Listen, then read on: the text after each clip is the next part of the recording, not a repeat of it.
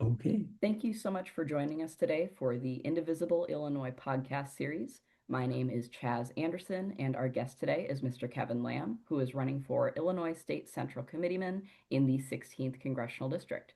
Thank you so much for joining us today, Mr. Lamm. No problem. You don't have to do the Mr. thing. I'm Kevin. Thanks. Noted. Now, you've been politically engaged for some time now, from being on the Committee on Racial and Ethnic Diversity for St. John Berchen's Catholic Church, to state chair for the Independent Voters of Illinois Independent Precinct Organization, to, of course, now running for Illinois State Central Committeeman. Can you tell me a little bit about some of your past work that you're proud of? Oh, sure. You've actually done a little bit of reading because I don't think anybody knows about the stuff that I did at St. John Berchman's. Oh, A really good um, local Catholic church reaching out to, I was on the committee for a church that was both very, very white and then very Mexican and Puerto Rican. And so that was one. And we were connected to a church in St. Lawrence that was very white and very black, and then another church in Arlington Heights, I think, that was had a large Filipino population. So it was just interesting to get everybody together and see their different ways that they deal with race and ethnic diversity, and it was very enriching. And we had numerous meetings, and then ended up in a conference at a retreat center, and it was really worthwhile. But yeah, nobody's ever asked me that one before, so that's good. Good on you. Uh, well, fantastic. I, I'm I always happy to hear when people are engaged with DEI and wanting to continue that. Oh, this was a few years ago, so it was way before people knew the term DEI. But yes, definitely. I Um, understand that. I grew up in a small town. It's where I live now. It's Rock City. It sounds big. It's 350 people, and that is part of the Dakota School District. So I went to school in a small school, and I guess I always had my eyes on a bigger horizon. I didn't exactly know what to do after high school, joined the Navy, spent 6 years with submarines. And when I got out, I went to the University of Illinois at Chicago. I wanted to go to a big place. I didn't want to go to a small place. I wanted to experience a lot bigger process. Spent 2 years on the University of Illinois Board of Trustees because UIC and Champaign all have the same board of trustees, so I had to work with Champaign as well. Um, Spent 2 years doing that. I was a student body president for University of Illinois at Chicago, and you learn a lot. University politics, education politics. Anybody who's been in it can tell you if you can cut your teeth on that, you're armed. I Uh, imagine. with that work, we became very aware of a lot of our state representatives, state legislators that were working on higher education politics and making higher education more accessible. And obviously, whatever worked for minority students was good for lower income white students as well. So it was really something we enjoyed, and that was my entrance into regular politics. And I worked a while with Miguel Del Valle, with David Orr, with a number of people in Chicago. And after 35 some years of doing that kind of stuff, I ended up being chief of staff for four different elected officials, running campaigns, being a campaign manager. So I learned a lot. At one point, 30 years ago, I ran for state representative. I was not successful, but you still learn a lot. And there was never one point in time where I say, I'm going to pay this forward. It's just, I guess, the kind of thing that I naturally do and help other people. And so it has continued to be important to me to, you learn all these things and you want to give them so they can be successful, other people. Of So, course, yeah. yep. And So retired and came back to the same small town. And I'm now the vice chair for the Stevenson County Democrats. We have three different vice chairs. My position is primarily to help candidates and election process. that is fantastic. And now with this new position that you're running for, a lot of people have never actually heard of it. What is the position and why is it so important to you? It is the number one question, far and away from everything else, and it is what I spend most of my time doing is telling people what is the state central committee. The Democratic Party, both parties have a central committee at the top of their organization, but it is clearly telling between the Democrats and the Republicans how different the two parties are. The Republicans, it's a very insider process to where they pick their people at conventions, and I think that there are only one per district, and they're probably, as you might imagine, a whole bunch of white men. Um, at the Democratic Party, it's one male, one female for each of the congressional districts, and they are voted on in the primary election. So a lot of people think, okay, it's a primary. How does that work? No, it happens at the primary because only Democrats elect the Democratic leadership. But it's not a primary like, okay, now we've won this and we go on to some other battle. My election is complete at the primary election on March 17th. They elect a state chair, they have an executive director. The list of what they do is small. The list of what I think they should do is large. And so I'm probably going to be kind of an annoyance to them to be able to keep saying, we should do this and we should do this and we should do that. And it, they're all going to say, well, this is a part-time, this is an unpaid position, and they only meet quarterly. So I think that it'll be a little annoying to have because I think that they are uniquely positioned to to help a lot of stuff with the individual counties and with the inter-county relationships. And we can get into a bunch more of that when we talk about my priorities, but it, it should be a lot more. They don't reach out to the communities near as much as they should. The person who has that job now might be a great guy. I don't know. I've never met him. 4 years, and he's never come to our county one time.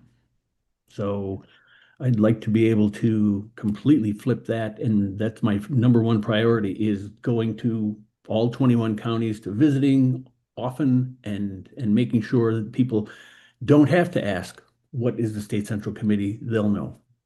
Well, that actually leads into and partially answers my next question, which is how have you been engaging with voters? Sounds like you've been going actually directly to them. Yeah. Uh, I'm and looking how do out my you window now into my driveway, and I'm looking at this little car that I bought because I first started driving around to all these counties, 21 different counties, in a Chevy Silverado pickup truck, which only gets about 13 miles to the gallon. And I thought this is not sustainable. So, no, so I picked up about as small a car as you can get, and it gets about 40 miles to the gallon. So I was able to tell people, your contribution has just tripled in value because the gas money is the biggest thing that I did for most of the campaign. And I redid the calculation the other day, and I'm over 14,000 miles wow. just traveling from one place to the next, trying to get and people who follow me on Facebook, I just throw a lot of pictures up all the time of where I've been and who the different people that I meet with. Kevin Ryan had a nice saying the other day, you're not going to see me on TV because you're going to see me in person. And I want to do that.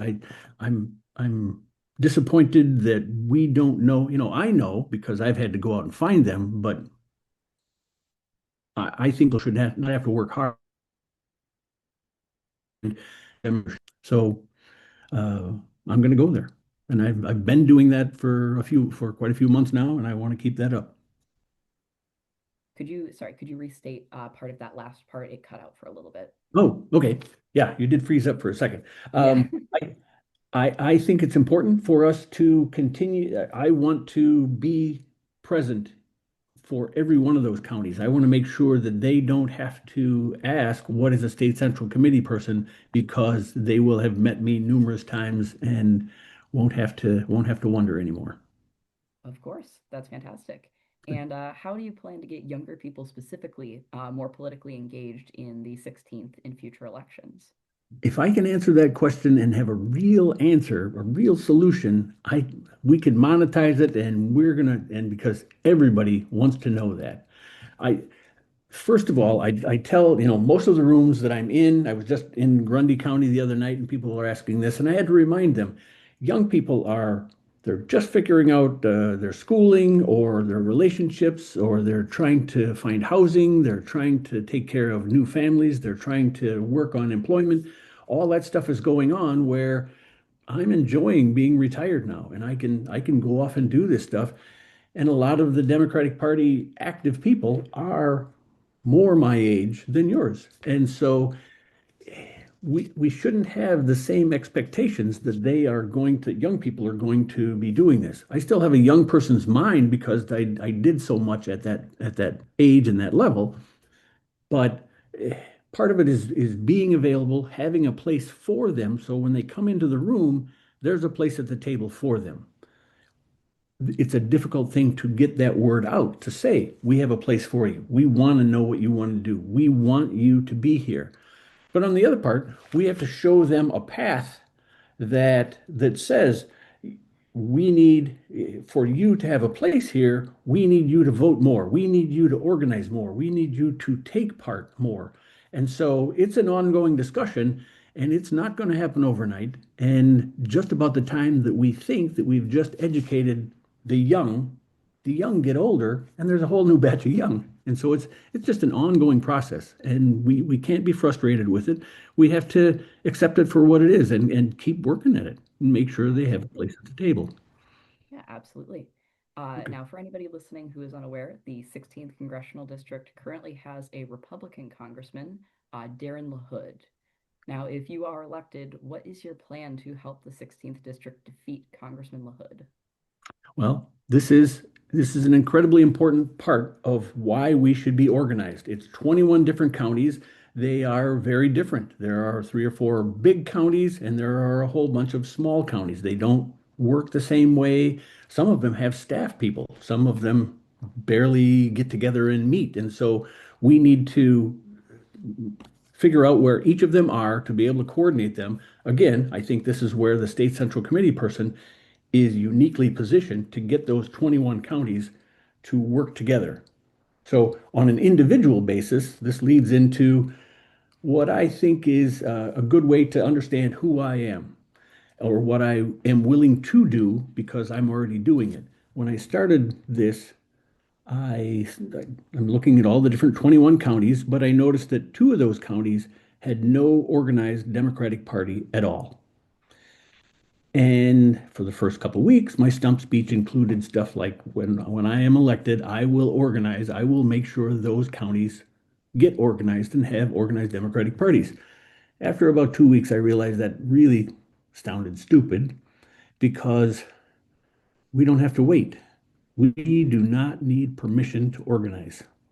Whether it's unions, whether it's Democrats, no matter what it is, nobody's just gonna hand us stuff.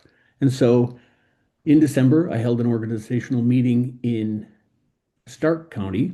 In January, I had an organizational meeting, an event in Marshall County. Those two counties they had almost nothing.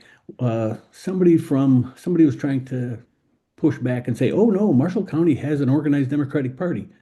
No, they had one person who was elected as a precinct committee person.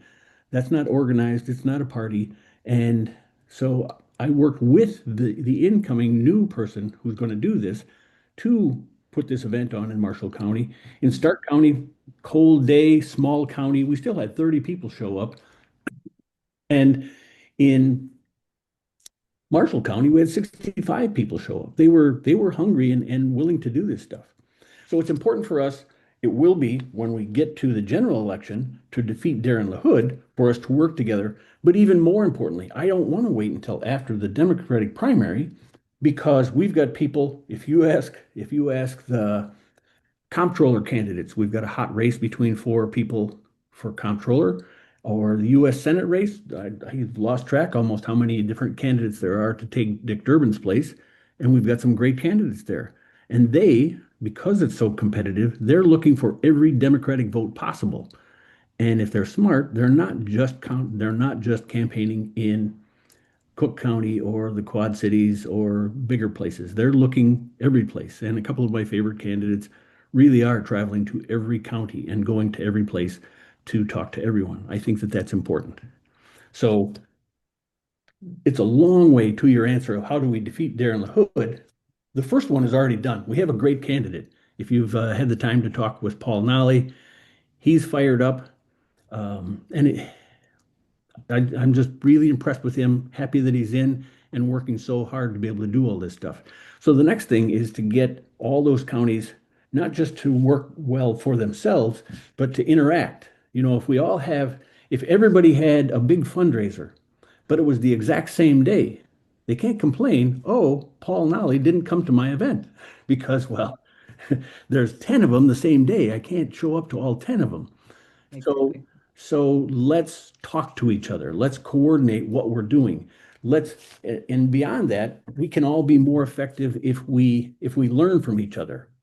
Uh, Putnam Right. County, littlest county in Illinois. The very first place I went when I just said I was going to run for this, 8 people meeting in a guy's garage. A nice garage, but it's a small county. Whereas right across the river is Peoria County, big county, but they have a lot in common. They everybody's looking for more precinct committee people. The basic level of your precinct or your township has a representative on their central committee to be able to decide what that county's Democratic Party is going to do. Putnam County needed more PCPs. Peoria County has like 100 and some seats, but 26 of them are vacant. And so we're always looking for more people to step up at that basic building block level. But Putnam County runs a golf outing and it's successful. And that's not an easy thing to do. So if they teach somebody else how to do that, that other county raises some money, can do more things. Uh, Woodford County figured out ways to be able to do a really successful, they had a really hot day in July and they held their candidate meet and greet at an ice cream parlor. So, so it was refreshing inside and out. It was supposed to be outside on the sidewalk. Nobody went outside. We all stayed inside where it was air conditioned and cool, and we had ice cream. And I can so imagine. so all those things, everybody has different levels of experience, different activities that they do, different time that they've been in. We've got some people who've been the county chair for years, and then Amy Butler in Ford County has been there for just over 1 year. And so we can't expect that everybody knows how to do everything. And the more that they can interact with each other, the more they become a stronger unit together to elect Paul Nolly and get rid of Darren LaHood. Of course, I agree. And so that also then partly answers my next question. A core indivisible value is organizing against the harms of MAGA. And of course, Congressman LaHood is very, very invested in the MAGA party. Now, So aside from defeating him, what do you think that the role of the Illinois State Central Committee could be in fighting against MAGA in general? well, I think that the easiest thing that goes to this is my organization of Stark and Marshall County, Mhm. and now we're going to have to work in Ford County as well. That we need to organize Democrats. Having only a Republican Party and nothing on the other side of it just lets the Republican Party go wild and do incredibly hurtful things and have positions that never get challenged.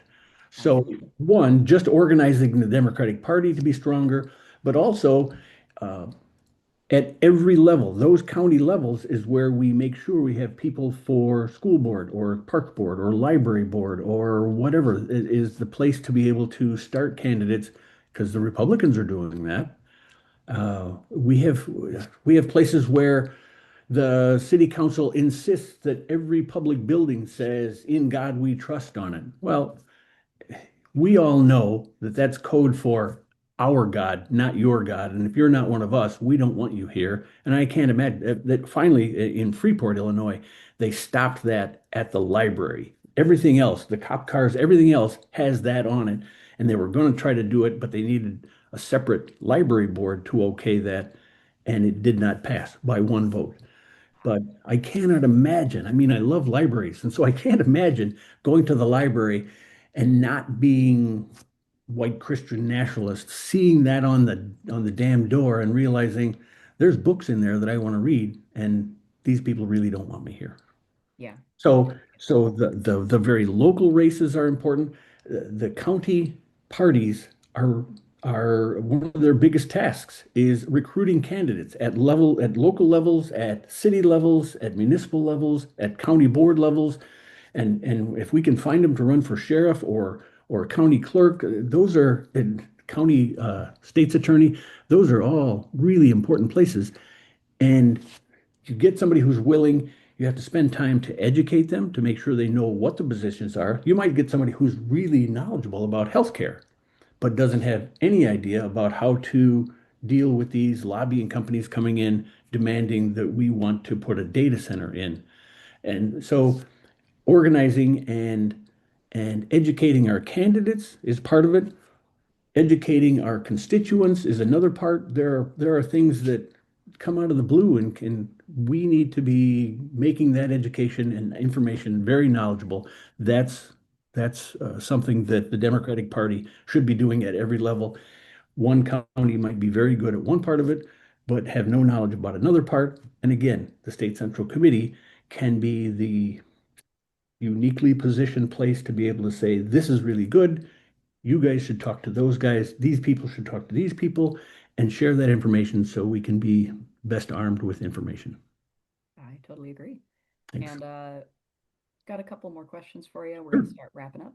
Okay. Actually, last question for you. What is something our listeners can do to keep the Democratic Party fighting for them instead of against them? Well, this is kind of a basis of a basic part of me as well, is the Democratic Party, the Democratic Party as them is a lot of insiders. And so if we keep voting for insiders, we're going to just keep the status quo.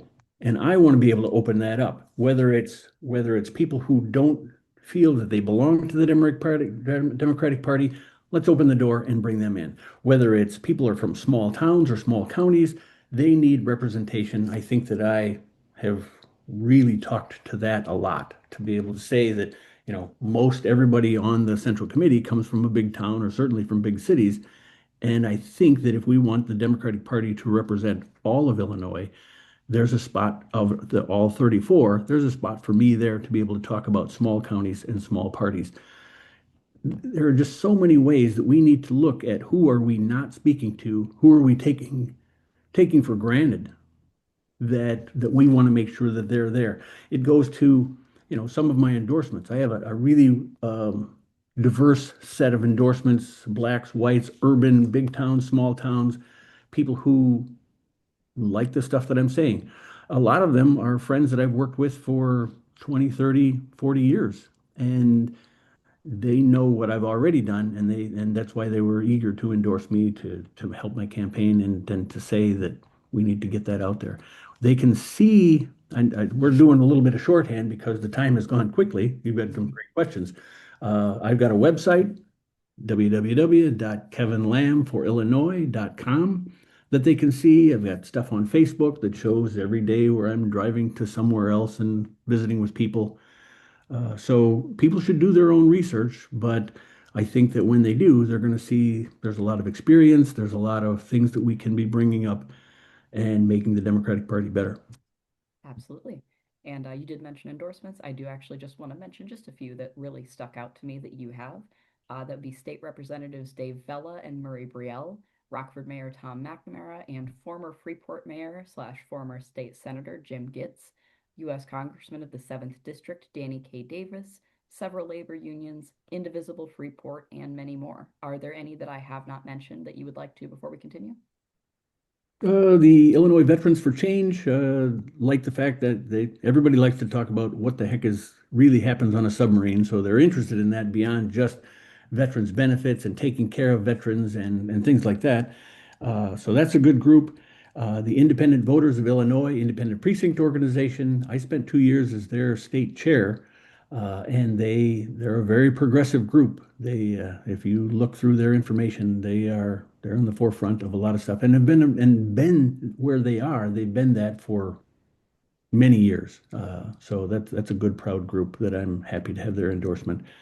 Um, Yeah, Danny K. Davis was a fun one. Emma Mitz is an alderwoman from Chicago. They're both in the 7th congressional district. All of the county chairs are, there's 6 or 7 different county chairs that stepped forward and really enjoyed me working with them to be able to bring them to each other so they can share information and stuff like that. So they see the worth of me being their representative on the state central committee. Yeah, there's a bunch, and the labor unions have been really supportive, and I'm really thankful for that. And to me, they have always been a really important link for the Democratic Party. It's a place that we cannot take for granted because they are such a link to working class men and women that we want to represent. Absolutely. Now, you've actually been on a couple of podcasts before. If listeners want to hear some other interviews that you have done, where can they find those? Well, there's a longtime friend in Chicago, has written for the Chicago Reader for years, Ben Joravsky. That's Jorav like victory. He loves to say that. Jorvsky. And he has a podcast in addition to the things he writes for the Reader. And he's been doing this for so long that um, he's got a lot of knowledge. It's a great place to go. So Ben Joravsky has a podcast. I've done 2 podcasts there. So if you search through his stuff, you can find his. I will be doing a television interview this coming weekend with CAN TV. I think that's Community Access TV, uh, Community Access Network. So I'll be posting that on my Facebook page. The other place is that I create a newsletter that comes out every week. And rather than just talking about me for the whole podcast, for the whole newsletter, I want to talk. I have an interview with a candidate, whether it's state rep or somebody's running for sheriff or somebody's running for county board, I also do an interview with a different county chair or a Democratic leader in the 16th district because I want the different people of the 16th district to read about each other and things that they do. So, and I think that that's the job of a state central committeeman to elevate all their work, whether it's candidate, whether it's county chair or somebody who's in a leadership position, to be able to make their presence known to everybody. For sure. And I know you mentioned your website. If listeners want to contact you, how else can they do that? They could email me. My email is Kevin Lamm SCC at gmail.com. That's Kevin, Kevin, Lamb, Lamm, SCC is State Central Committee, S like Sam, Charlie at gmail.com. They could give me a call. I I actually enjoy when I have a new mailing that goes out and I put this contact information on there. I can tell when it's starting to hit mailboxes because I'll get a couple phone calls. The number is 815-246-2331. And, people are used to thinking, oh, a campaign is a big, complex organization. And they call and I answer and they say, oh, I'd like to talk to Kevin Lamb. Oh, this is Kevin. Oh, I didn't, like they were going to get, the undersecretary to the deputy something or other. But no, they're talking to me and they have great questions. And one of the things I do when I'm talking to public groups is people don't want to come forward with questions sometimes. And I tell them, I have presents for people who ask questions.